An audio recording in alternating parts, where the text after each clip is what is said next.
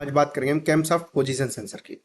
तो ये जो कैमशाफ्ट पोजीशन सेंसर है, इसका काम क्या है, फंक्शन क्या है इसका, कहाँ पे माउंटिंग लोकेशन, कहाँ पे इसकी इसकी करेक्टरिस्टिक्स क्या है, ट्रबल शूटिंग कैसे करेंगे और हमारा किस किस सावधानियों का हमें ध्यान रखना जरूरी है। तो सबसे पहले अगर हम फंक्शन की बात करते हैं तो ये क्या करता है, सबसे पहले जो सिग्नल ईसीयू को हमारे क्रैंक सेंसर से मिलते हैं उस सिग्नल को लेके ये उससे सिग्नल से सिंक्रोनाइज करता है और ये सिग्नल किसको देता है, ईसीयू को देता है और बताता है कि कौन से सिलेंडर पे हमें फायरिंग की जरूरत है। मींस फायरिंग ऑर्डर ये हमारा बताता है, पूरा किसको बताता है, ईसीयू को बताता है। और ईसीयू उसी के हिसाब से इंजेक्टर को ओपन करके उसमें क्या कराता है, फ्यूल को इंजेक्ट कराता है।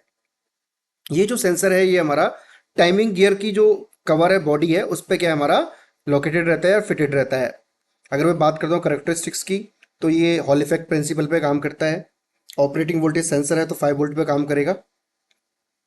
तो अभी मैं इसकी करेक्टरिस्टिक्स देख लेता हूँ। तो बात करते हैं hall effect sensor. Hall effect का मतलब क्या है, पहले ये समझ लेते हैं। ये इसमें जो है ये प्लेट है, कोई भी मेटल की प्लेट है, नॉर्मल प्लेट है।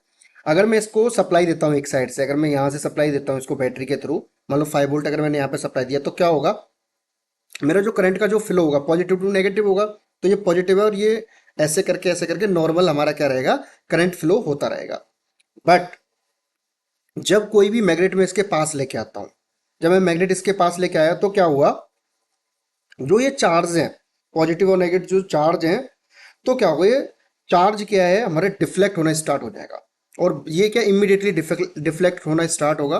तो उससे क्या है, पॉजिटिव एक साइड चले जाएंगे चार्जेस और नेगेटिव दूसरी साइड चले जाएंगे। और उसके बाद में जो ये डिफरेंस आया, पॉजिटिव एक साइड चलेगा और नेगेटिव, इन दोनों का जो डिफरेंस आया, मीन्स जो वोल्टेज मिलेगा वो हॉल इफेक्ट वोल्ट होता है। अगर मान लो मैंने 5 वोल्ट यहाँ से सप्लाई दिया हुआ है और यहाँ पे मेटल है, मेटल की कोई प्लेट है और ये मैंने मैग्नेट लगाई हुई है, तो क्या हुआ, ये पॉजिटिव एक साइड चले गए, नेगेटिव एक साइड चले गए। मैं यहाँ पे मल्टीमीटर लगा के इस प्लेट पर चेक करूंगा तो मेरे को यहाँ पे वोल्टेज मेरे को मिलेगा। और जो वोल्टेज मिलेगा वो हॉल इफेक्ट वोल्टेज होता है। तो यही हमारा हॉल इफेक्ट का फंक्शन है, वर्किंग प्रिंसिपल है।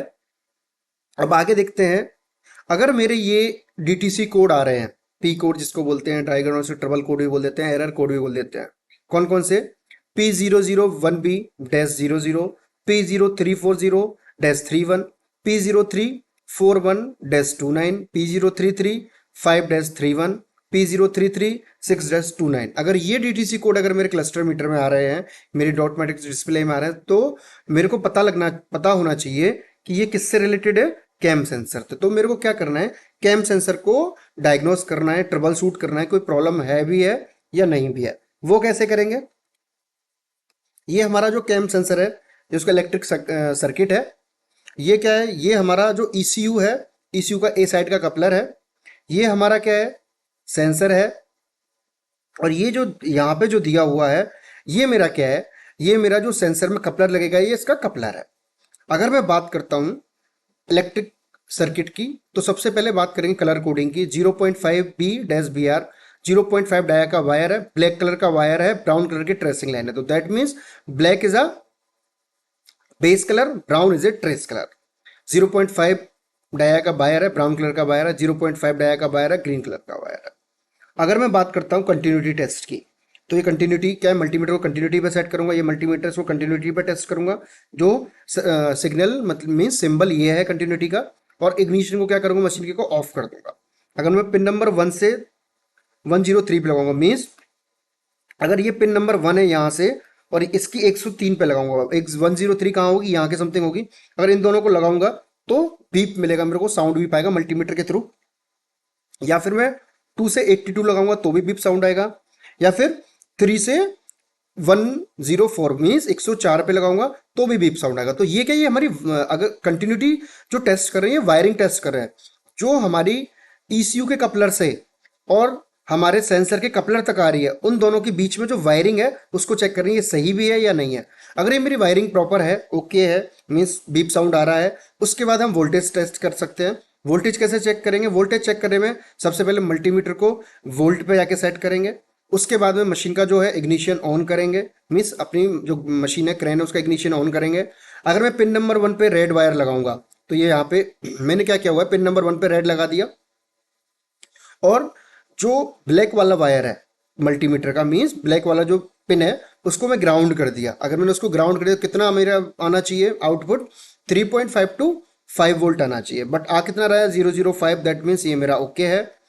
अब उसके बाद में अगर हमको कंपोनेंट टेस्ट करना है, कंपोनेंट मीन्स अब ये दोनों चीजें सही हैं, फिर भी हमारा कुछ प्रॉब्लम है, तो क्या करूंगा? मैं सेंसर को चेक करूंगा, सेंसर ठीक भी है या नहीं है।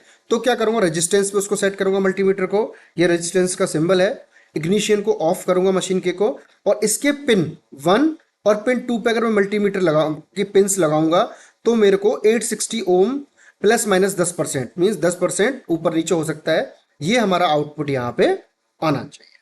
तो ये है। अगर मैं बात करता हूं, ये सब ओके है, फिर भी हमको क्या क्या सावधानियां बरतनी है वो देख लेते हैं एक बार। सबसे पहले हमको डस्ट चेक करनी है सेंसर पे, कोई डस्ट तो नहीं है ज़्यादा। दूसरा, जो कोई फिजिकल डैमेज तो नहीं है।